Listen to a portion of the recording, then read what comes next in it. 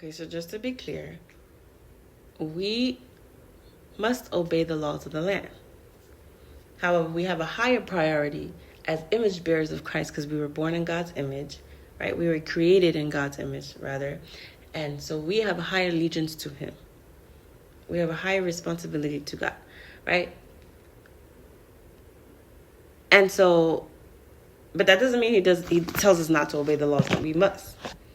The only time we disobey the laws of this land, if the laws contradict what God is saying, such as, curse God and die. Like, he's not going to they should not tell us to do that. However, if that should be the case, that's when we are allowed to disobey because it contradicts God.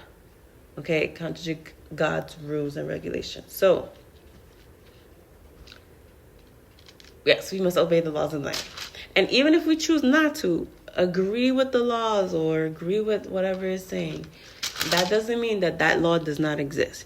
Just as we were all created, right, with a purpose, and we were all created with a responsibility and a mission on this earth, that does not mean that just because we choose not to believe in God, the creator of the universe, that all of a sudden God does not exist, and neither does the purpose or the mission. Like, no.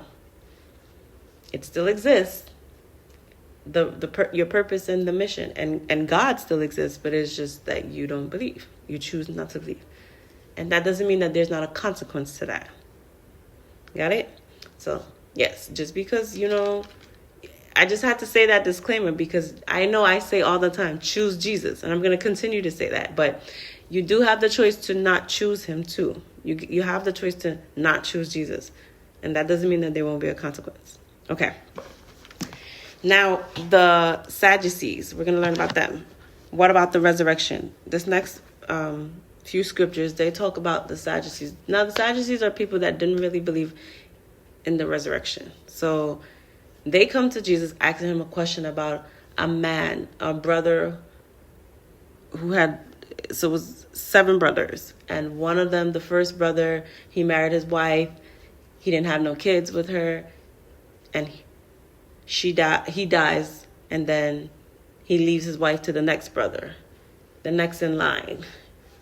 Same thing, don't have no kids. The next brother, all the way to the 7th brother.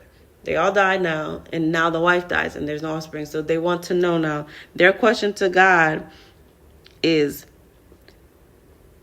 therefore, in the resurrection, whose wife of the 7 will she be for, since they all had her? That's their question to Jesus.